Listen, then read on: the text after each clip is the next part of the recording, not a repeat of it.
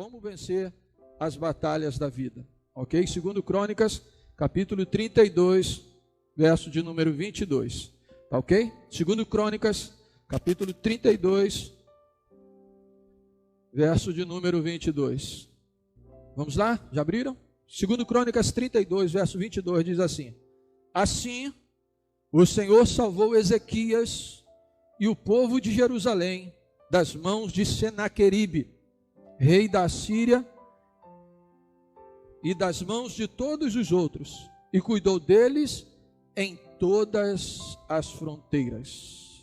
Assim o Senhor salvou Ezequias e o povo de Jerusalém das mãos de Senaqueribe, rei da Assíria, e das mãos de todos os outros, e cuidou deles em todas as fronteiras. Amados, nesse mundo, nesse tempo que nós vivemos, sempre houve, e não é a primeira vez que nós estamos passando por esse problema, na verdade, sempre somos acometidos de algum problema, alguma dificuldade, e sempre vai haver lutas, vai haver dificuldades, e principalmente para aquele que é crente. Nós temos visto em alguns lugares alguns chamados e pensamentos de que a igreja não passa por problema. Pelo contrário, o Senhor Jesus Cristo, lá em João, ele diz que no mundo nós teríamos aflições, nós teríamos problemas. Isso é natural na nossa vida, isso todos nós sabemos. Nós vivemos em batalhas todos os dias. Nós vivemos batalhas, por exemplo, agora nessa crise, pelo pão de cada dia. Nós batalhamos pela educação dos nossos filhos, cada vez mais eles sendo influenciados pelas coisas deste mundo. Nós vencemos para inicialmente nós mesmos vencermos na vida, conquistarmos alguma coisa, conquistar a nossa casa própria, a nossa vida financeira. Nós vivemos assim, em todas as áreas da nossa vida, nós travamos lutas, e cada dia temos um gigante para vencer. Mas a nossa batalha na vida, ela não se resume só no campo material, nessas coisas que nós acabamos de dizer. Nós enfrentamos lutas no sentido espiritual também. É uma batalha contra o inferno, é uma batalha contra o pecado, é uma batalha contra o desânimo, da nossa alma, é uma batalha contra o comodismo, é uma batalha contra a inoperância, ou seja, paramos no meio do caminho. Há uma batalha, nós que somos crentes vemos isso, é uma batalha contra a desobediência, uma batalha contra a rebeldia, uma batalha contra a incompreensão, batalhas contra a carnalidade, as coisas que vêm à nossa vida com tanta facilidade, principalmente hoje pela internet. E uma grande batalha que nós temos, principalmente esse ano, é uma luta contra aqueles que estão contra os nossos valores. Uma luta para defender os nossos valores cristãos. Eu já disse aqui que nós estamos num tempo, num ano complicado, atípico. Pessoas lutando contra a igreja, pessoas lutando contra a nossa fé. Começamos o ano assim, tendo problemas contra a igreja, contra a família, nas redes sociais, nas nossas redes de televisão, no STF, apoiando e defendendo aqueles que denigrem a nossa fé, o nosso Deus. Tivemos aí um tempo de carnaval, onde tudo foi feito para denegrir a nossa fé. Muitos brincaram com isso, brincaram com a nossa fé. Mas quem nunca enfrentou o problema? Quem nunca enfrentou os seus Golias, Quem nunca teve um problema assim face a face? Todos nós estamos sujeitos a esses problemas. A diferença, amados, se dá na forma como nós enfrentamos esses problemas, como nós enfrentamos essas lutas, cada dia. E eu acredito que as lutas existem para nos testar, para nos provar, para nos preparar para algo, isso vindo da parte de Deus, algo para nos preparar para o futuro, para algo de Deus na nossa vida. Muitas vezes elas nos fazem amadurecer. Quando nós passamos por problemas, nós percebemos o quanto Deus tem cuidado de nós e aprendemos com esses problemas, não é verdade? E amadurecemos depois, crescemos, somos, quem sabe, promovidos para um tempo aí de lutas ainda maiores. ou desafios que Deus tem para nós. Mas, depois que nós passamos por esses problemas, nós percebemos que nós crescemos. Eu acredito que o que nós estamos passando vai nos ensinar muito. Já tem nos ensinado. Na verdade, essa semana passada, semana retrasada, nós tivemos pessoas se convertendo nas suas casas. Agora, essa semana, pessoas que estão voltando para o Senhor Jesus, depois do sermão do culto de quinta-feira, pessoas que estão voltando para o Senhor, que quem sabe não estariam aqui, mas a palavra alcançou a vida de cada um deles. Isso nos ensina muito. Agora, o que nós seremos sem as lutas? O que nós seremos sem as dificuldades? Como é que nós seremos vencedores se não enfrentarmos as lutas? Vamos pensar um pouco o que a Bíblia nos ensina. Que seria, por exemplo, Moisés sem Faraó. Que seria Davi se não fosse Golias. Que seria Jesus se ele não enfrentasse a morte. Ou seja, todos enfrentaram grandes oposições, e exatamente grandes oposições que marcaram a vida deles. Fizeram deles pessoas notáveis. Na maioria das vezes, amados, a nossa bênção vem exatamente por causa do problema que nós estamos vivendo. Ela vem após uma luta, após algo que nós estamos tanto tempo lutando, e às vezes não percebemos que são essas adversidades que estão preparando um ambiente de vitória para a nossa vida. E eu creio, amados, que a Bíblia ela tem orientações, ela tem dicas, ela tem um caminho para que nós possamos vencer essas lutas. E esse texto que eu li aqui de 2 Crônicas, nós vemos o rei Ezequias nos ensinando, não só neste versículo, mas em vários outros, algumas lições valiosas para que nós possamos vencer os nossos inimigos. Ezequias ele foi um grande homem de Deus, foi um importante rei de Judá. Ele foi um homem que reformou a religião do povo, foi um homem que restituiu o culto do povo de Deus, foi um homem que reorganizou a Páscoa, os sacrifícios, abolindo aquilo que já estava acontecendo no meio do povo, que era a idolatria. Mas a Bíblia diz, se você reparar, no versículo 1 desse texto que nós lemos, de 2 Crônicas, nós vamos ver que ele teve alguns problemas muito sérios. No primeiro versículo diz que depois de toda a sua fidelidade, ele começou a ser perseguido. E a gente pensa o seguinte, que vai fazer um monte de coisas certas, e as coisas só acontecerão de maneira positiva na nossa vida. Eu até creio, porque Paulo diz que todas as coisas concorrem para o bem.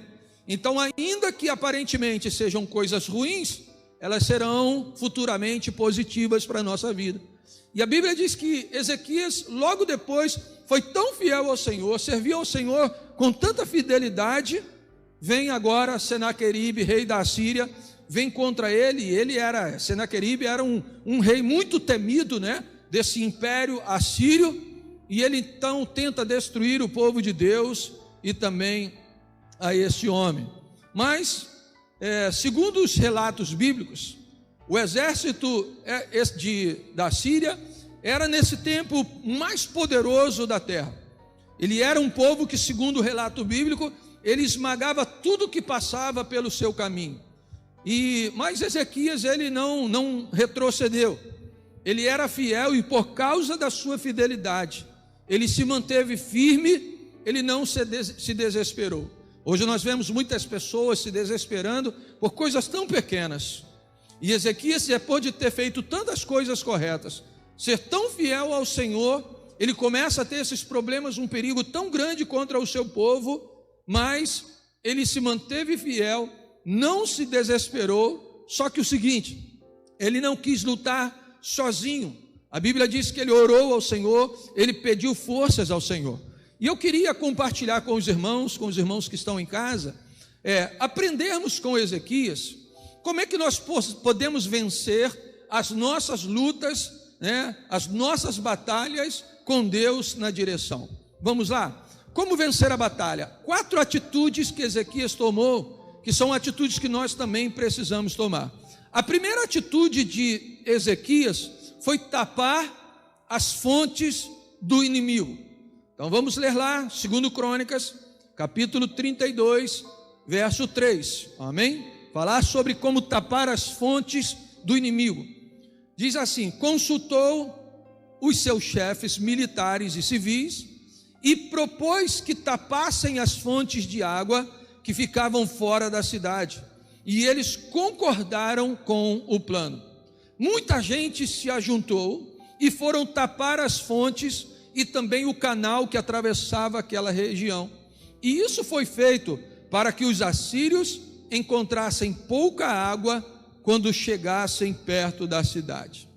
Se nós desejamos, amados, vencer as nossas batalhas, nós precisamos pensar estrategicamente. É coisa que a maioria de nós não tem desejado, não quer pensar muito, não quer aprender, não quer se desenvolver. Infelizmente, muitos querem vencer as suas lutas de qualquer maneira, de qualquer forma. E não foi isso que ele fez. Nós não podemos entrar numa luta de qualquer maneira.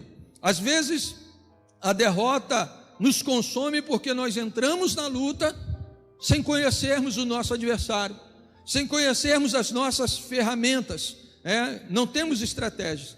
O rei Ezequias, ele consultou os seus oficiais, ele consultou os homens que poderiam lhe dar uma dica melhor, a fim de que ele lutasse e anulasse o exército inimigo. E a Bíblia diz que ele mandou fechar as fontes das águas. E duas estratégias, ou a estratégia de Ezequias, ela pode ser dividida de duas formas. Primeiro, ele sentou com os homens, com os conselheiros, aqueles que conheciam um pouco mais do que ele, sentou com os príncipes, com os varões do seu povo. Ele não agiu sozinho, ele agiu em unidade, ele buscou pessoas que pudessem ajudá-los. Um dos grandes problemas que nós passamos enquanto cristãos, homens e mulheres de Deus, é achar que nós já sabemos tudo. E por achar que sabemos tudo, nós enfrentamos as nossas lutas sozinhos, isolados, sem ajuda. E nós sabemos que quando a igreja de Jesus está unida, o diabo é derrotado, o inferno é envergonhado, e Jesus é glorificado na nossa vida. A Bíblia nos ensina do poder da unidade da igreja, a unidade nossa na oração, naquilo que pensamos, naquilo que buscamos ao Senhor. E Ezequias fez exatamente isso. Ele buscou pessoas ao seu redor que pudessem juntamente com ele pensar numa estratégia e agirem unidos. Quando ele chama esse povo, eles têm uma ideia. Agora surge um segundo passo. Eles têm a ideia de tapar as fontes, uma ideia que para nós talvez não tenha tanto significado, mas para aquele povo aquilo dizia muito. Era uma estratégia tremenda, maravilhosa. Por quê? Porque Jerusalém ficava num lugar alto, e para subir até aquele lugar, o povo de Deus fez algumas fontes, havia algumas fontes, para que conforme eles fossem subindo, caminhando, eles se cansavam, bebiam água, se fortaleciam e continuava a caminhada. Então, para o povo de Deus, a água, as fontes, servia de um alívio. Eles bebiam daquela água e continuavam a subida. Só que para os inimigos isso não era bom, porque assim como era bom, não era bom para eles servirem os inimigos dessa forma, porque os inimigos então eles poderiam dar continuidade. Então Ezequias resolveu tapar, para que aqueles que fossem a Jerusalém, eles não tivessem forças, ou ainda que chegassem lá em cima, eles já chegariam cansados. Essa foi a primeira estratégia. Vamos tirar as águas, porque há muita gente, há um exército muito grande, e se não tiverem água, eles já vão chegar lá em cima cansados. Amados, do mesmo modo que Ezequias fez, nós precisamos, se queremos vencer as nossas lutas, nós precisamos fechar as brechas, tapar as brechas, fechar as fontes que o inimigo tem na nossa vida, ou seja, esgotar tudo aquilo que alimenta o pecado. Muitos de nós queremos vencer, mas nós queremos continuar no pecado, distantes de Deus. Se nós queremos vencer, nós precisamos enfraquecer o inimigo, enfraquecer aquilo que alimenta a nossa carne e alimentar aquilo que faz crescer, fortalecer o nosso espírito. Nós temos um grande exemplo no capítulo 13 de Neemias. Há uma história que fala que é mais ou menos isso que aconteceu. Neemias, nesse tempo, ele era governador de Jerusalém, mas ele teve que sair, ele teve que fazer uma viagem até a Babilônia para conversar com o rei Artaxerxes, do qual ele ainda era servo desse rei. Só que enquanto ele foi, havia um sacerdote em Jerusalém chamado Eliasabe, e ele, nesse tempo que o governador sai, Neemias sai, o sacerdote, ele vai se aproximar de Tobias, e Tobias era o inimigo do povo de Deus. Tobias era alguém que estava lutando contra a reconstrução dos muros de Jerusalém, e durante toda a reconstrução, ele tentou se levantar, tentando impedir que os muros fossem reconstruídos. Você imagina? O governador sai, o sacerdote começa a fazer bobeira, se alia aos inimigos do povo de Deus. Tobias aqui é uma personificação de Satanás, do inimigo do povo de Deus, lutando contra o povo de Deus. E ele, não bastando se amigar, se aparentar, se aproximar do inimigo do povo de Deus, sabe o que esse homem faz? Ele cede uma câmara, um lugar no pátio do templo, para que o inimigo pudesse morar. Traz o inimigo para dentro do seu povo. Olha só que ideia. Só que o governador volta, Neemias retorna da Babilônia. Neemias, ele não vê como todo mundo vê. Neemias ficou indignado. Neemias ficou tão indignado que ele entrou ali naquele lugar, tirou todas as mobílias de Tobias e lança fora do pátio do templo. Ou seja, se não havia lugar para os móveis de Tobias, ele não poderia continuar naquele lugar. Neemias, ele começa a colocar a casa em ordem. Ele não queria permitir que aquilo continuasse na vida das pessoas. Então, do povo de Deus, com pessoas infiltradas no meio do seu povo. E essa deve ser, amados, a nossa decisão, a nossa atitude, se nós queremos vencer as batalhas da nossa vida. Ou seja, vamos jogar fora os móveis de Tobias, vamos tirar da nossa vida tudo aquilo que alimenta o inimigo nas nossas vidas. Comece a jogar fora aquilo que alimenta a presença do diabo entre nós.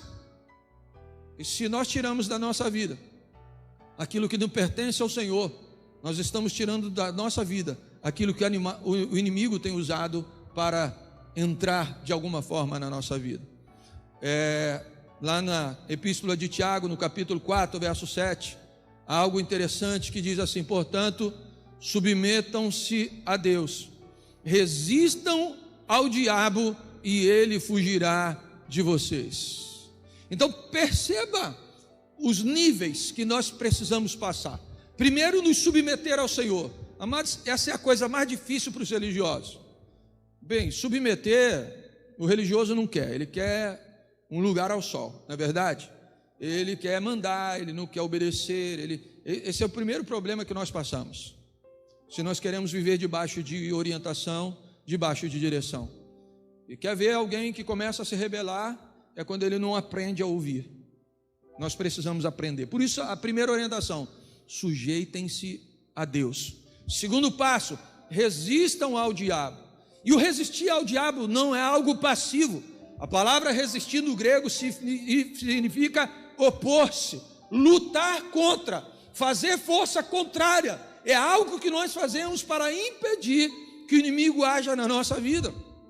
Então não é uma atitude passiva, é ativa, de lutar contra, de examinar a nossa vida, de perceber o que eu preciso retirar da minha vida. E à medida que essas coisas saem da minha vida, o texto diz: e ele fugirá de vocês.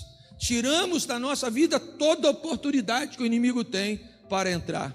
Então, se eu quero vencer as batalhas, eu preciso começar a tapar as fontes, as coisas que o inimigo se agrada em mim, as coisas que o inimigo tem visto na minha vida como oportunidade de pecar, como oportunidade de me rebelar, como oportunidade de me afastar de Deus. Por isso Paulo certa vez diz: e não deem lugar ao inimigo. Às vezes nós culpamos tanto o inimigo de tantas coisas, mas ele só pode entrar na nossa vida se nós damos legalidade. Ele só age na nossa vida se nós dermos de alguma forma direito para que ele haja na nossa vida. Então, se você quer vencer a batalha, a primeira coisa, tape todas as fontes do inimigo, tape todas as oportunidades que o inimigo tem de entrar na sua vida. Amém? Segunda atitude de Neemias, ele teve a ideia não só de tapar as fontes, mas também de restaurar os muros. No verso 5 diz assim: depois, com grande empenho, consertou todos os trechos quebrados do muro e construiu torres sobre ele. Construiu outro muro do lado de fora do primeiro muro e reforçou os muros de arrimo da cidade de Davi. E mandou fazer também muitas lanças e muitos escudos. Preste atenção, na Bíblia, na palavra de Deus, os muros, eles aparecem diversas vezes e nos trazem muitas lições. Para você ter uma noção, só no Velho Testamento a palavra muro se repete ao menos 155 vezes, ok? E no contexto bíblico, muro fala de proteção, muro fala de um lugar, algo que traz segurança, abrigo, algo que limita o acesso aos inimigos à nossa vida. As cidades eram cercadas por muros. Há quem diga que quando Jesus falava lá sobre aquelas brechas, o fundo da agulha, alguns chamavam aquelas brechas onde o inimigo passava, rachaduras nos grandes muros. Eram os lugares, ainda que pequenos, mas os inimigos entravam por ali. E então ele começou a restaurar. A palavra muro fala de segurança.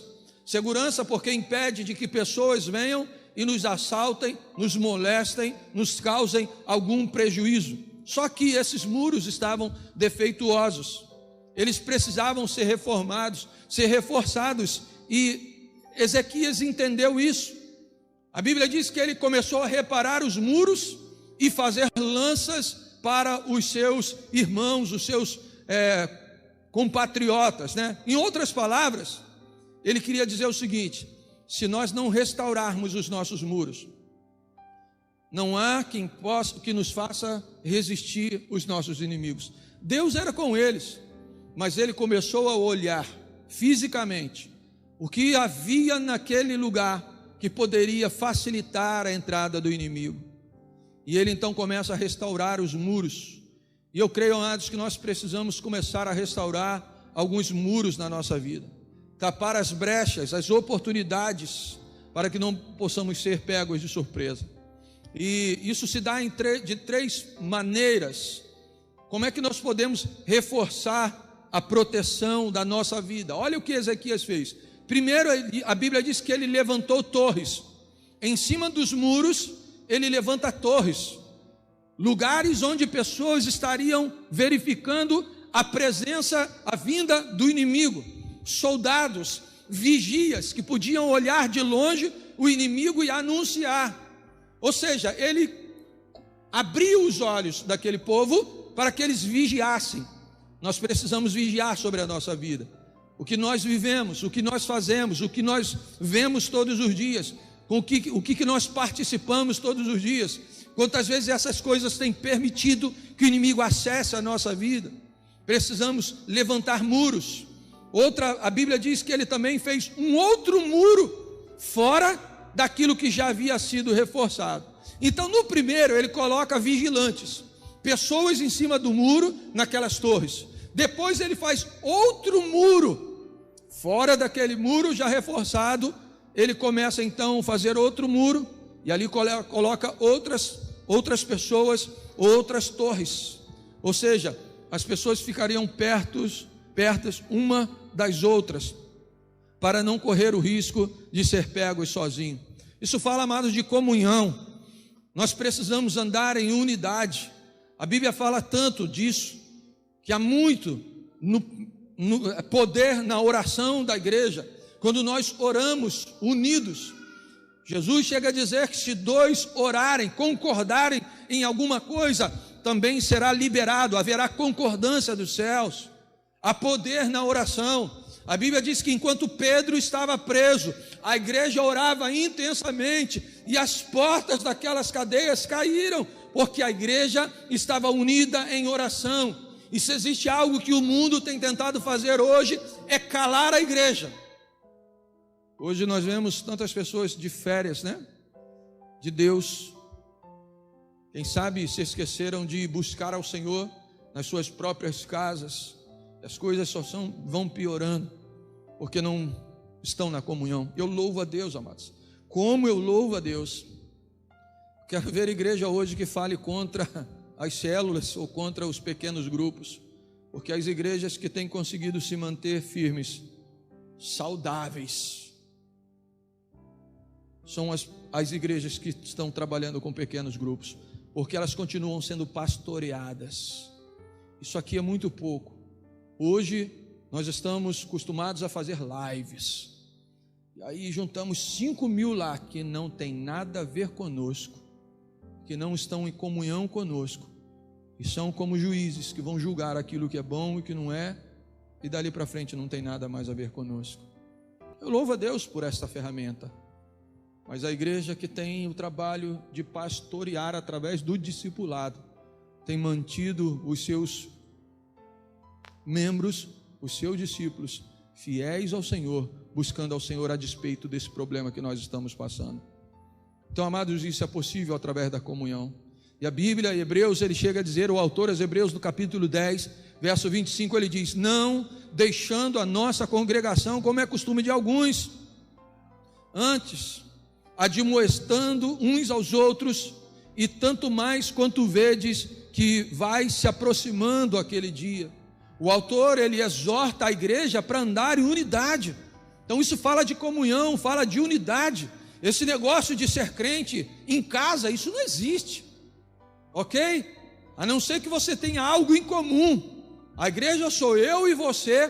Quando temos algo em comum com outros, estamos operando, ou Deus operando através da nossa vida. A terceira forma que ele usou aqui foi providenciar um armamento. Ele começou a trabalhar no meio do povo, preparando o povo. Ele começa então a dar ferramentas àquele povo. E nós sabemos que nós, como cristãos, nós temos ferramentas muitas na palavra de Deus. E principalmente Paulo nos traz em Efésios capítulo 6, do verso 10 ao 17, a nossa armadura. A armadura da fé, a armadura de Deus, aquilo que Deus tem nos dado. E nós precisamos começar a nos armar. Nós precisamos nos preparar, nós precisamos andar na comunhão, mas nós precisamos usar aquilo que Deus tem colocado na nossa vida. Quem sabe os muros, a proteção da sua vida esteja caído, esteja quebrado.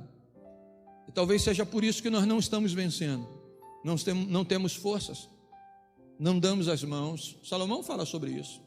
Coitado daquele que anda sozinho, porque se ele cair, ele não tem quem o levante. Agora se ele tiver, ele vai ter uma ajuda. Por isso há poder, amados, quando nós andamos na comunhão. Então eu creio que Deus tem nos dado orientação hoje para nós sairmos, fecharmos as nossas brechas, levantarmos os muros da nossa vida, acreditar que em todos esses problemas Deus está trabalhando. Deus está nos dando oportunidade de meditar, de ter a convicção de que nós precisamos melhorar a nossa vida cristã. Temos tempo para isso. Deus tem nos dado para que nós possamos reforçar os muros da nossa vida em oração, em comunhão, em estudo da palavra, aprendendo de Deus, ajudando naquilo que Deus tem nos dado para ajudar. Então eu creio que hoje, a noite de fechar brechas, se nós começarmos a fechar essas brechas, o inimigo não tem como entrar na nossa vida. Então vai ficar de fora o pecado, vai ficar de fora os fracassos, as derrotas, fica de fora o diabo e os seus demônios. Mas quando nós fechamos as brechas, ficam de dentro, ou do lado de dentro, as vitórias que Deus tem para nós.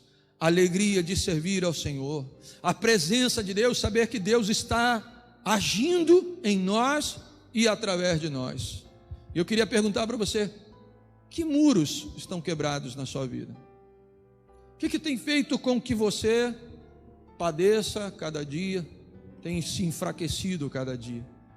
Onde na sua vida, na família, nos seus atos, nos seus relacionamentos com pessoas na igreja, com os seus líderes e liderados, onde o inimigo ainda tem conseguido penetrar de alguma forma? Será que você tem trabalhado e construído muros de proteção através do amor que a Bíblia nos ensina, através do perdão, através do auxílio das pessoas? Amados, como eu louvo a Deus, eu disse agora uma semana atrás, mais ou menos, quando estava lá no velório de uma pessoa aí que faleceu, e eu não posso dizer quem, mas quando nós terminamos a palavra, Deus tocou no meu coração de falar com uma pessoa que quem sabe alguns não entenderiam que eu devesse falar com ela, mas eu não vivo pela opinião dos homens. Deus me levou e eu fui falar com essa pessoa, e essa pessoa disse: pastor, essa palavra que o senhor disse serviu para mim. Há anos eu venho guardando isso no meu coração, mas hoje eu liberei perdão, e eu sei que hoje Deus tem me abençoado. Quantos anos, amados, que essa pessoa, quem sabe até você, como essa pessoa, tem guardado tantas mágoas no coração e tem permitido que o inimigo haja de alguma forma, operando através da sua vida, quando Deus quer tirar da sua vida essa mágoa e colocar vitória dentro de você. Amém? Aprenda isso. Ainda que você se esqueça, ainda que você não valorize os problemas que você tem vivido, as brechas que você tem na sua vida, Deus não se esqueceu dos seus muros. Ou seja, Deus não se esqueceu de que quer proteger você, que quer cuidar de você, que quer fechar as brechas da sua vida. Lá em Isaías 49:16, o Senhor diz através do profeta: eis que nas palmas das minhas mãos te gravei, e os teus muros estão continuamente perante mim. Agora você consegue entender o que a Bíblia quer dizer através de muros? Deus está dizendo o seguinte: olha, eu sou a tua proteção, eu sou a tua segurança, o que você guarda como segurança está diante dos meus olhos. Eu não vou permitir que o inimigo ultrapasse essa linha, eu não vou permitir que o mal alcance a sua vida, porque ele diz: os teus muros estão constantemente perante mim. Nós precisamos entender isso. Agora há um problema. Eu acho que essa frase pode botar aí, eu coloquei assim: alguns constroem muros, outros constroem barreiras. É diferente. Muro é proteção, barreira é impedimento. Quantas pessoas não são cuidadas dentro da igreja, amados? Você sabe por quê? Que em vez de construir muro para andar na comunhão, na presença de Deus, ele faz barreiras que impedem de ser tratados. Estão morrendo a religiosidade, o tempo de igreja, o achismo teológico, achar que já chegou a algum lugar, pensar que tem algum mérito. Essas são barreiras que as pessoas estão levantando e infelizmente não conseguem ser tratadas. E aí eu te pergunto: hoje você quer construir muros de proteção ou fazer barreiras para impedir que Deus haja na sua vida? Quando nós levantamos barreiras, nós impedimos de sermos tratados. Ezequias construiu um muro, sabe para quê? Para ficar perto de pessoas, para que tivessem unidade, que eles trabalhassem juntos. Então lembra do que eu falei? Deus conhece os seus muros, Deus sabe das suas dificuldades, e Ele hoje quer nos ajudar a derrubar os muros que não prestam, as barreiras que nós criamos, os muros cheios de brechas, e construir muros que vamos nos ajudar mutuamente, sermos família de Deus, andarmos como irmãos verdadeiramente. Amém? Então, uma posição nossa: comece a entregar a Deus os seus muros, as suas falhas, os seus problemas, as suas fraquezas, porque são essas coisas que precisam ser mudadas. Nós precisamos colocar isso diante de Deus. Amém? Terceira atitude de Ezequias, que nos ensina a vencer as batalhas. Eu já falei isso aqui de uma outra forma semana passada. Nós precisamos fortalecer o nosso coração. Nós vencemos as batalhas quando fortalecemos o nosso coração. O verso 6, segundo Crônicas, capítulo 32, verso 6 diz: e nomeou sobre o povo oficiais militares e os reuniu na praça. Presta atenção, ele pega a gente, capacita essa gente, leva para uma praça junto à porta da cidade, ou seja, muitas pessoas estavam naquele lugar, e diz o texto, animando-os com esta palavra. Neemias sabia que aquele povo só trabalharia com vontade se houvesse ânimo neles. E Neemias começa a dizer: sejam fortes e corajosos, não tenham medo, nem se desanimem por causa do rei da Síria, não se desanimem por causa do enorme exército que está com ele. Eu cheguei uma vez a dizer, né, que ajuda que ele dá, né? Não fiquem com medo desse grande exército. Mas ao mesmo tempo que ele diz isso, ele diz: pois conosco está um poder maior do que o que está com ele. Se de alguma forma alguém possa imaginar que Ezequias estava valorizando o poder do inimigo, é verdadeiro isso. Só que ele diz: tanto é poderoso aquele exército, quanto nosso Deus é muito mais poderoso. Ou seja, quanto mais Ezequias estivesse falando que o reino era muito poderoso, ele diz: não importa, quanto mais poderoso é, mais poderoso é o Deus que está conosco, o Deus que está na nossa vida. Então deixa eu dizer uma coisa: de nada adianta tapar as fontes, sabe, as brechas da nossa vida, construir torres, armar-se de alguma forma, se o nosso coração está doente, se nós somos temerosos, desanimados. Se existe uma coisa que nós devemos ter cuidado, é o desânimo. O desânimo, ele é terrível, destrói pessoas, faz com que eles desistam antes da hora. Você já viu alguém desanimado? Já viu alguém que já desistiu da vida, de um projeto na sua vida? Ele não tem forças, ele se lança diante dos problemas, da dificuldade. Quantos já pararam no meio do caminho? Amados, se existe alguém que pode nos derrubar, somos nós mesmos. Nós precisamos nos posicionar como a Bíblia diz que precisamos. Se você olhar em Hebreus capítulo 12, verso 15, o autor diz assim: cuidem que ninguém se exclua da graça de Deus. Cuidem que nós mesmos não façamos algo para que a graça de Deus não esteja sobre a nossa vida. Aí ele dá uma orientação e ele diz mais ou menos como é que nós podemos nos excluir da graça de Deus. Aí ele diz, preste atenção, quem tem ouvidos ouça.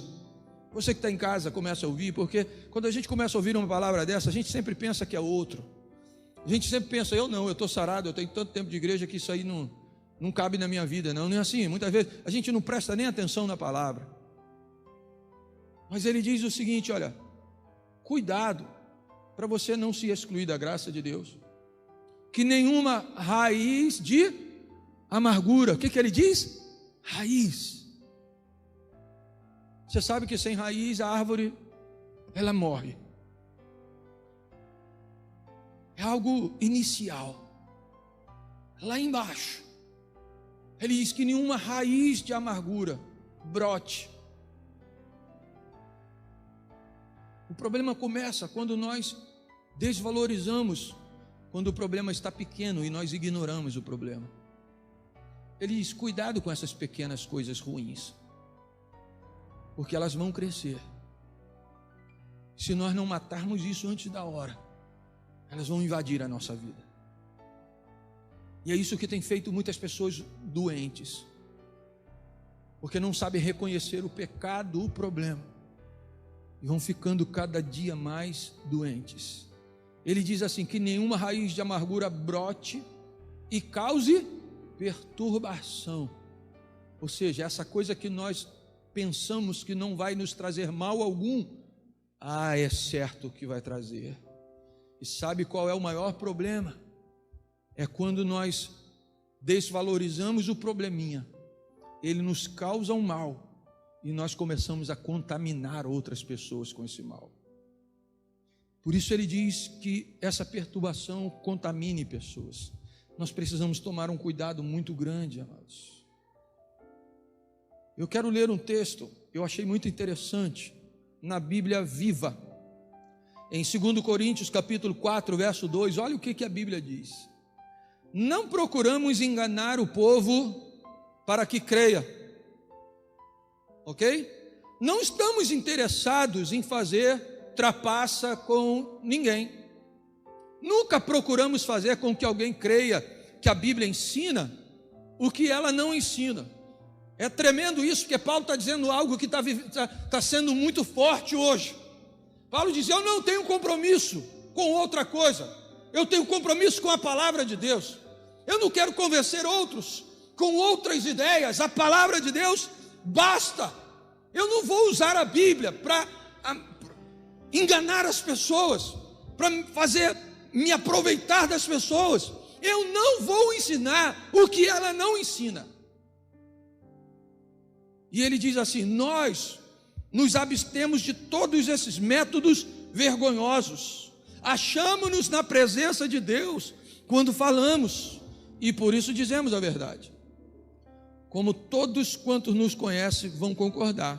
Se para alguém a boa nova que pregamos está oculta, ela está oculta daquele que vai caminhando para a morte eterna. Paulo diz o seguinte: sabe por que muita gente ouve a mensagem e não dá ouvidos a ela, e a coisa não cresce dentro do seu coração?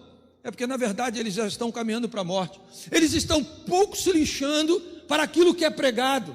Eles não estão interessados com a palavra para si, por isso estão caminhando para a morte, a ponto de Paulo dizer: Satanás, o Deus deste século pecaminoso, o fez cego.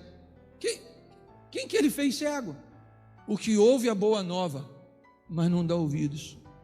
O crente, o que diz que teme ao Senhor, mas não consegue fazer proveito da palavra de Deus. Ele chega a dizer: ele está ouvindo tanto, mas ele consegue ouvir mais a Satanás. O próprio diabo, o Deus deste mundo pecaminoso, o fez cego, incapaz de ver a glória do Evangelho que está brilhando sobre ele, ou de compreender a mensagem maravilhosa que pregamos acerca da glória de Cristo, que é Deus. Pessoas que estão cegas, amados. Então nós precisamos olhar para a palavra e viver a palavra. Sabe a palavra santidade? Já falamos sobre isso aqui, né? Quantos santos nós temos aqui? Aí quando nós achamos que santos são aqueles que não têm problema, então não tem santo, foi só Jesus. Santos são os separados. Mas a vida de santidade é uma vida de reconhecimento diário dos nossos problemas, das nossas fraquezas, dos nossos pecados, e os levamos diante de Deus e decidimos viver a vontade dele. Isso é vida de santidade. Agora, se ouvimos e aquilo não vale dentro de nós, Paulo diz: o Deus desse século fez essa pessoa cega, surda. E é por isso, amados, que nós estamos muitas vezes dentro da igreja, vestidos como cristãos, falamos como cristãos, mas a nossa vida é uma vida de miséria, uma vida de derrota, uma vida onde não há crescimento, porque estamos vivendo uma religiosidade. Amados, nós precisamos começar a ouvir, porque quando nós começamos a ouvir a palavra de Deus, qualquer que vier atacar a nossa vida, nós estamos cheios da verdade que está contida na palavra de Deus. Amém? Quantos se voltam contra nós e diz: você não vai conseguir, você não tem capacidade, isso não vai dar certo, logo logo você vai parar. São palavras que para Deus não tem significado nenhum. Mas se nós estivermos dispostos a encher a nossa vida da vontade de Deus e do cuidado dele, hoje é dia de começar a declarar que não importa a batalha que nós passarmos, o que Paulo diz, ele pode ser verdade na nossa vida, que nós somos mais do que vencedores por Cristo Jesus que nos amou. Amém? Nós precisamos tomar posse dessa vontade de Deus. É uma ordem de Deus. Olha para frente. Eu trouxe um verso da palavra de Deus quando Moisés estava diante do povo. Aquele povo havia saído de um cativeiro de mais de 400 anos. E quando o exército egípcio vinha atrás deles, eles se desanimaram. E Moisés, ele começa a falar algo, mas depois ele vai diante de Deus. Deus olha para ele: Moisés, por que você está aí, Moisés? Por que você está ajoelhado aí? E Moisés estava orando, hein? Moisés estava orando. E ele deu uma ordem no capítulo 15. Diz o seguinte: por que você fica aí pedindo socorro a mim? Mande o povo de Israel marchar. O medo faz com que as pessoas se congelem, parem. Amados, aquele povo já havia visto milagres extraordinários. Deus já havia feito tantas coisas. E aquele povo diante de um exército começa agora a temer. Parece que eles não tinham visto, não conheciam o poder de Deus. Deus olha para Moisés e diz: Moisés, manda esse povo marchar. Está vendo essa vara na sua mão? Levanta essa vara. E a Bíblia diz que aquele mar se abriu e o povo passou a pés enxuto naquele lugar. Por isso Ezequias precisou dizer ao povo: vão adiante, marchem, animem-se, Deus é com vocês. A luta pode ser grande, mas o nosso Deus é maior. Nós precisamos falar ao coração do povo, nós precisamos abraçar essa ideia, para que uma vez possamos dizer aos outros: o Senhor é contigo, o Senhor, Ele vai à frente, o Senhor, Ele tem diante dos seus olhos os seus muros, em nome de Jesus. Amém? Nós precisamos confiar, nós precisamos olhar para frente, nós precisamos ter ânimo, não sermos desanimados. Quantas pessoas estão perdendo a batalha porque estão desistindo? Agora, sabe por que nós desistimos? Sabe por que nós desanimamos? Sabe por que a nossa fé desvanece?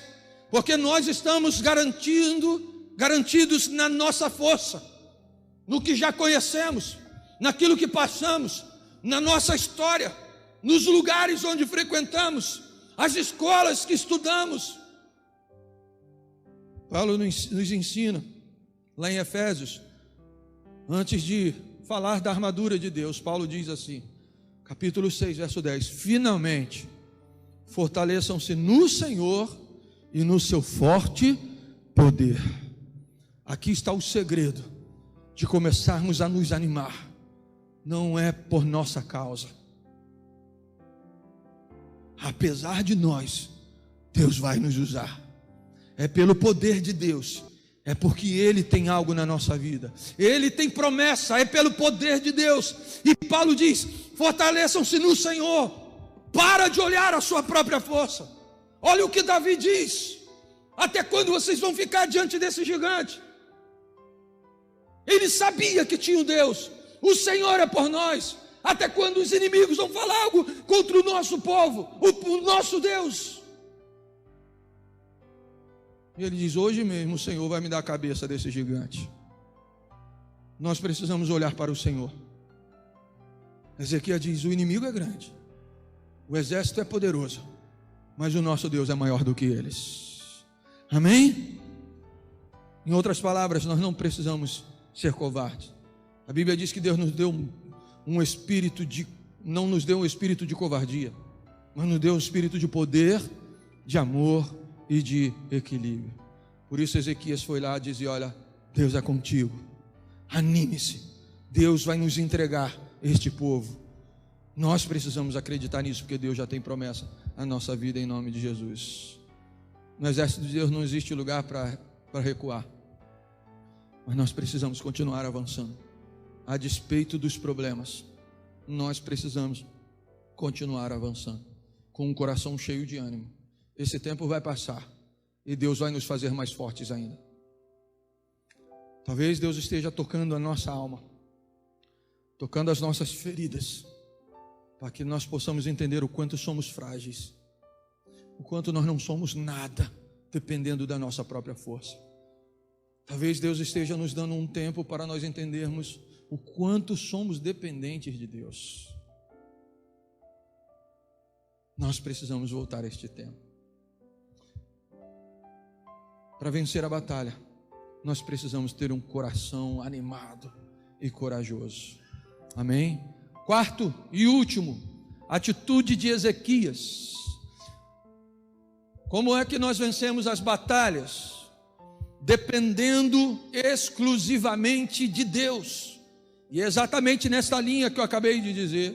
No capítulo 32, verso 8, diz assim: com ele está somente o poder humano, mas conosco está o Senhor, o nosso Deus, para nos ajudar e para travar as nossas batalhas. E o povo ganhou confiança com o que disse Ezequias, rei de Judá. Como é que nós precisamos agir, amados? Nós hoje temos sermões que falam ao homem: você pode, você vai, você é vencedor, você é melhor. E Ezequias disse: não, é o nosso Deus, é pelo nosso Deus, Ele vai nos ajudar, Ele vai travar as nossas batalhas, Ele vai à nossa frente. Por isso que Paulo diz lá naquela edição da Viva, eu não vou dizer o que a Bíblia não diz.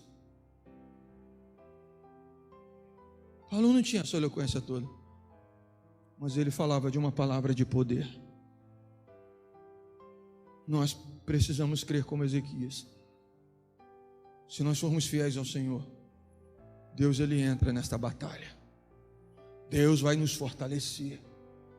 Deus vai conosco. Não importa o tamanho do nosso problema, Deus é maior do que todos eles.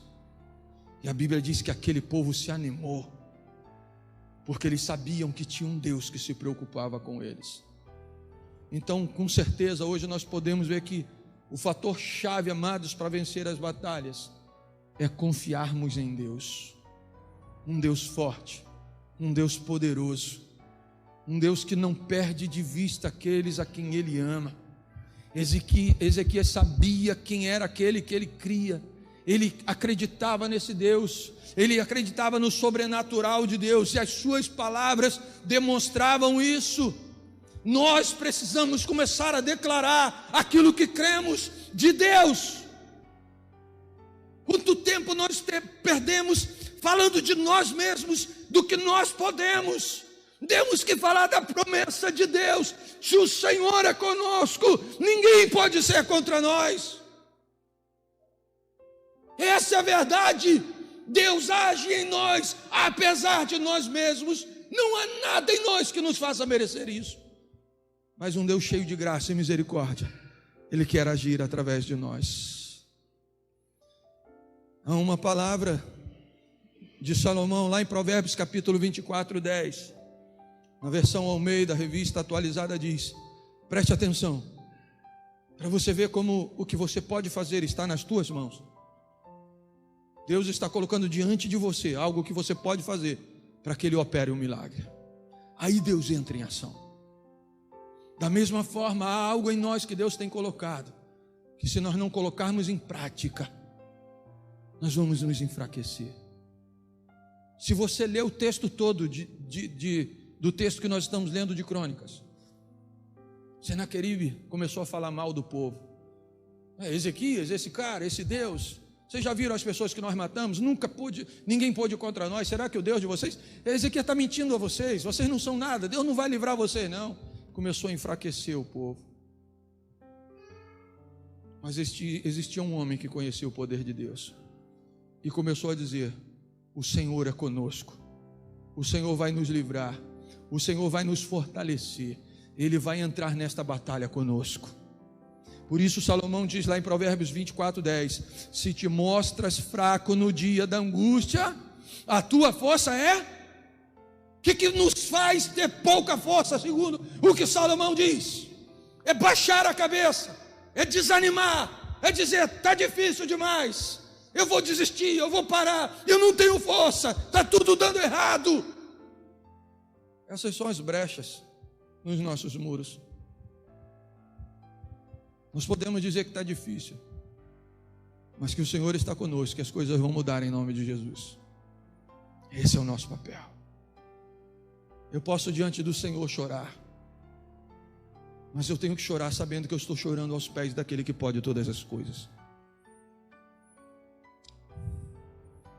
Nós precisamos tomar a atitude de levantar a cabeça, com sabedoria, mas com fé, de que Deus vai nos usar, e de que nós não somos pobres coitados, porque o Senhor está conosco.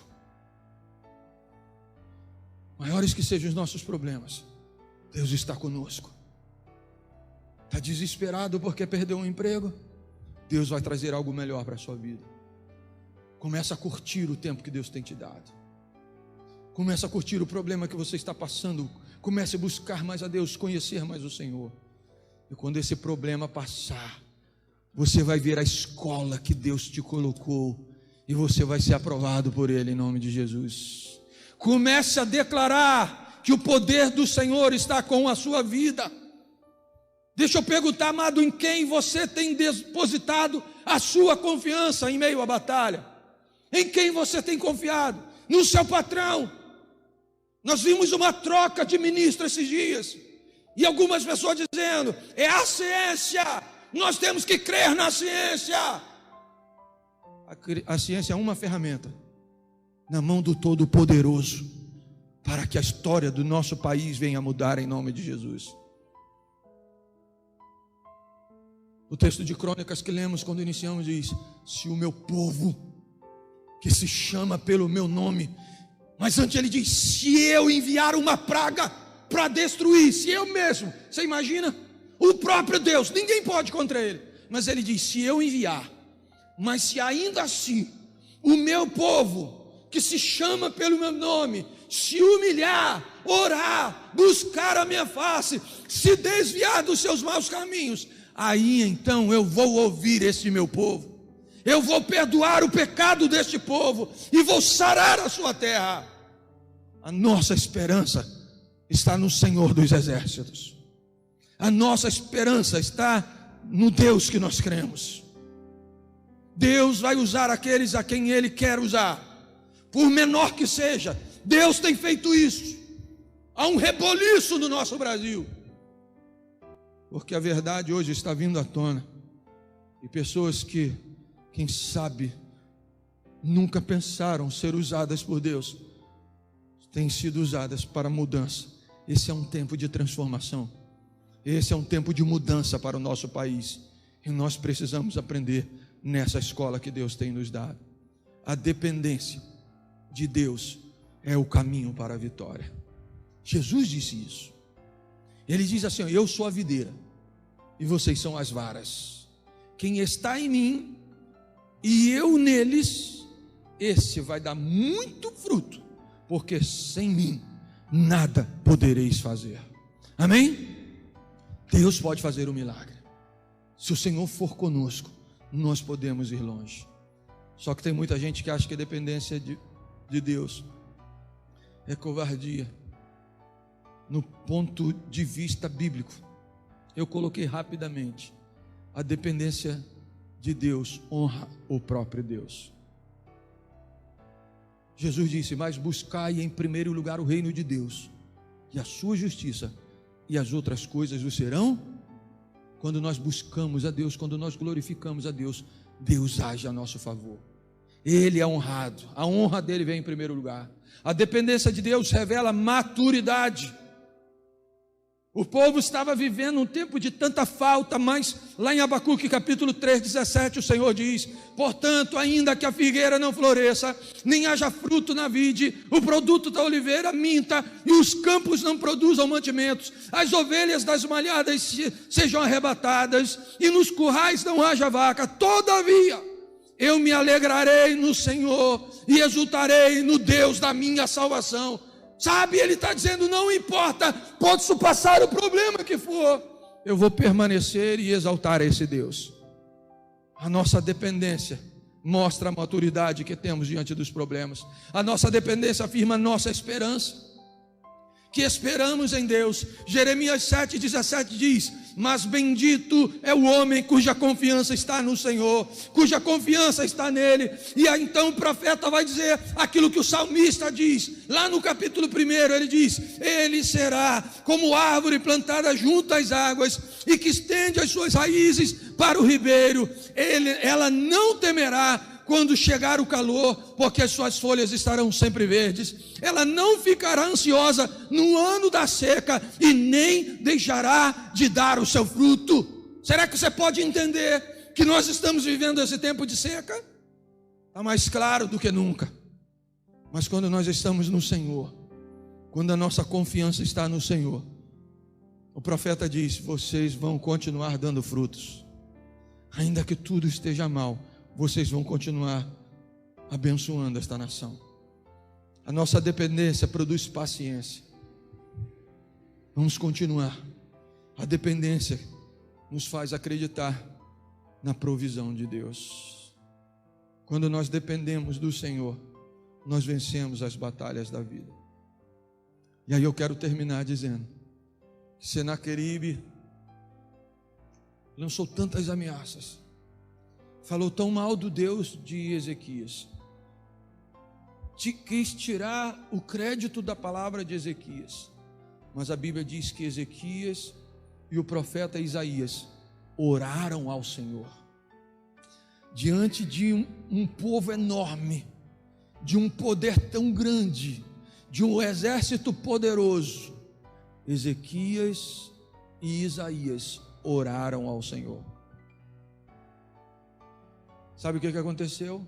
Leia aí verso 21, 2 Crônicas 32, 21. E o Senhor enviou um anjo. Quantos anjos? Um anjo, um exército poderoso, assírio, dominando a terra. Já havia massacrado muitas nações. Ezequias e Isaías oram, e o Senhor envia quantos anjos? Um anjo, que matou todos os homens de combate e todos os líderes e oficiais no acampamento do rei assírio, de forma que este rei assírio se retirou envergonhado para a sua terra. E certo dia, ao adentrar o templo do seu Deus, alguns dos seus filhos o mataram à espada. Olha como Deus age. Deus traz o poder através de um anjo. Aquele povo não pegou em uma arma. Deus foi à frente e matou todos os soldados daquele exército poderoso. E aquele grande rei não precisou fazer emboscada nenhuma, não precisou mandar exército nenhum. Quando ele entra no templo do seu próprio Deus, os seus próprios filhos entraram naquele lugar e o mataram à espada. E assim o Senhor salvou Ezequias e o povo de Jerusalém das mãos de Senaqueribe, rei da Assíria, e das mãos de todos os outros. Você está vendo o que Deus fez? Não foi só agora. Foi assim que Deus fez naquele dia, contra aquela nação poderosa e contra vários outros a favor do seu povo, e cuidou deles em todas as fronteiras. Glória a Deus. Deus envia um anjo destruidor. O exército de Ezequias nem precisou sair à luta. Ele foi contra o exército mais poderoso da terra naquele tempo, e Senaqueribe foi assassinado pelos seus filhos. Sabe, esse agir de Deus me faz lembrar de Paulo, lá em Romanos, no capítulo 4, verso 17, Paulo diz assim: como está escrito. Mano, pronto, eu podia terminar aqui, mas quando ele diz assim, como está escrito, ele diz: não sou eu quem digo. Há uma palavra, há um decreto de Deus, há algo escrito nesse sentido. Ele diz: eu o constituí pai de muitas nações, e ele é o nosso pai aos olhos de Deus, em quem creu. Quem é esse Deus? O Deus que dá vida aos mortos e chama à existência coisas que não existem como se existissem. Do nada. Deus é aquele que do nada faz criar tudo aquilo que nós estamos vendo. Já disse algumas vezes que o nada nas mãos de Deus é matéria-prima. Muitas vezes o que atrapalha a Deus é o nosso pensamento de que nós temos tanto, nós podemos tanto, nós aprendemos tanto, nós já fizemos tanto, nós merecemos tanto. O nosso Deus não age assim. O nosso Deus age pelo seu poder. E esse é o Deus que traz à existência as coisas que não existem, que traz os mortos à vida novamente. Sabe, muitas vezes nós passamos por tantos problemas porque não levamos diante de Deus. Nós queremos vencer pela força do nosso próprio braço. Não oramos. E quando oramos, oramos sem temor. Paulo diz assim: quando eu faço isso, eu faço diante de Deus. Porque diante de Deus não dá para mentir, não dá para disfarçar. Nós tentamos fazer do nosso próprio jeito. Eu queria dizer que quando o Senaqueribe da vida levantar-se contra você, quando as acusações vierem contra a sua vida, quando alguém disser para você: onde é que está o teu Deus? Onde é que está o teu líder? Onde que está a tua fé? Porque foi isso que Senaqueribe fez. Faça como Ezequias. Busque ao Senhor, confia nele e comece a contemplar a vitória que Deus vai te dar em nome de Jesus. Ezequias só confiou no Senhor e ele sabia que Deus agiria, porque antes ele profetizou: o nosso Deus, o que está conosco, é maior do que o que está com eles. Amém? Sabe por que nós vamos vencer? Porque estamos com o Senhor. Sabe o que nós podemos vencer? Porque Deus está à frente na nossa batalha. Porque apesar de tudo que somos de ruim, Ele entra na nossa vida, Ele nos transforma, Ele nos prepara, Ele trava as nossas lutas e nos dá a vitória pelo seu poder e não pela nossa força. Amém? E a Bíblia diz, uma versão diz em 2 Crônicas 32, 22, que ele teve paz por todos os lados. Você imagina isso? Paz em todas as suas fronteiras. Ele não tinha nada que mais pudesse ameaçá-lo, porque o Senhor defendeu aquele povo. Do mesmo modo, nós precisamos começar a confiar no Senhor. O nosso Deus é maior. O nosso Deus pode. Creia nisso. Dependa de Deus. Você vai ver Deus entrando na sua vida e fazendo milagres extraordinários. Deixa eu repetir: vença as suas batalhas, tapando as fontes do inimigo. Verifique na sua vida o que o inimigo tem usado. Segundo, restaure os seus muros. Tenha vigilância. Haja na comunhão com a igreja. Prepare-se para a batalha. Deixe Deus agir através da sua vida. Agora fortaleça o seu coração. Anime-se no Senhor. Para de olhar para o que você pode fazer e olha para o que Deus vai fazer. E dependa única e exclusivamente de Deus. Amém? Vou dizer como a Bíblia diz acerca de Ezequias: confie no Senhor e Ele te dará a paz de todos os lados. Você entende isso? No seu casamento, no seu trabalho, nas suas lutas diárias, nos seus projetos, no seu tratamento com os filhos. Deus vai te dar paz em todos os lados, em todas as fronteiras, no nome de Jesus. Eu queria convidar você que está em casa a começar a fazer um exame da sua própria vida. Deus hoje nos ensina a como nós podemos vencer as nossas batalhas. Através desse exame da nossa própria vida, reconhecer onde estamos, o que somos, levantar muros de proteção, vida de santidade, conhecer a palavra de Deus, vida na comunhão, amarmos uns aos outros, fortalecer o nosso coração, Deus é contigo por onde você vá. Deus é contigo se você deixar que Deus esteja adiante de você na batalha. Deus é contigo se você desejar depender dEle. Então dependa do Senhor. Pare de tomar as suas atitudes isoladas. Ouça a voz do Senhor. Aproveite aquilo que Deus tem dito a você em nome de Jesus. Mude a sua vida. Essas batalhas serão vencidas, mas muitas outras Deus também quer te dar, em nome de Jesus. Oh, aleluia. Louvado seja o Deus Criador dos céus e a terra. Amados, não havia poder maior para se levantar contra Ezequias. Senaqueribe começou a desmentir, a desejar desmentir a Ezequias. Senaqueribe foi ao povo querendo mostrar ao povo que eles estavam sendo enganados, a desacreditar que Deus podia fazer alguma coisa. Senaqueribe começou a provar através do passado que muitas vitórias Deus tinha dado a Senaqueribe diante de muitas nações. E Senaqueribe zombou daquele povo. Senaqueribe zombou do seu Deus e disse: quando é que o Deus de vocês vai libertar vocês? Quem é o Deus de vocês?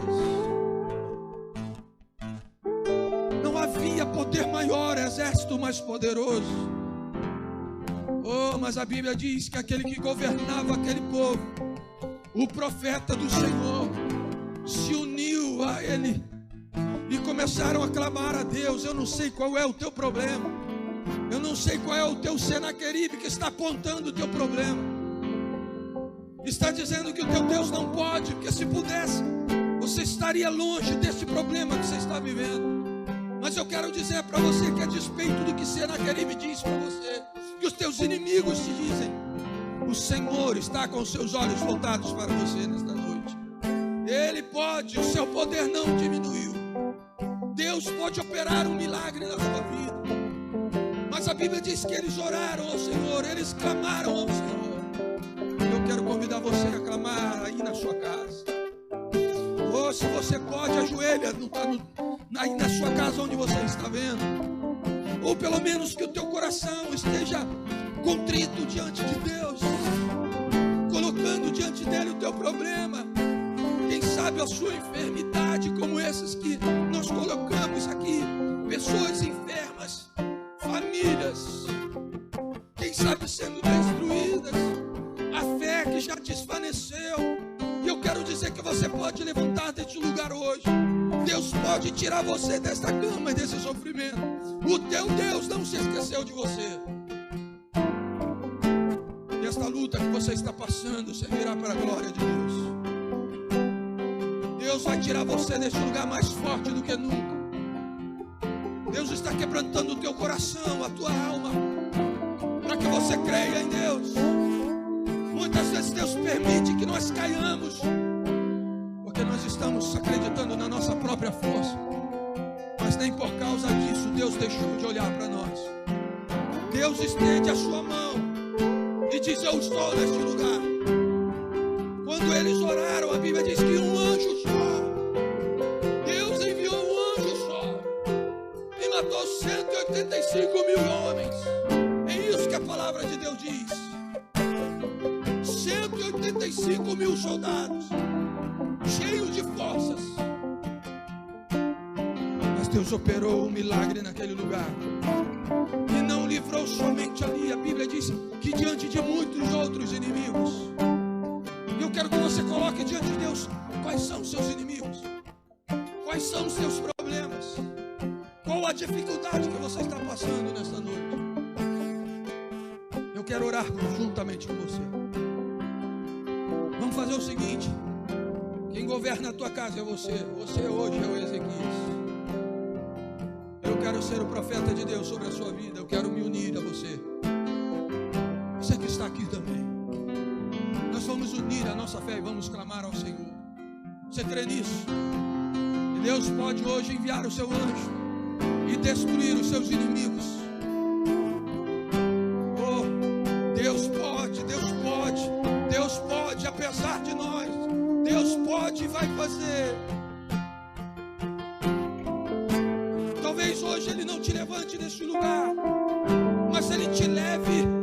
a sua própria mão até o final, para fortalecer você, para promover você, para aprovar você, para quebrantar o seu coração.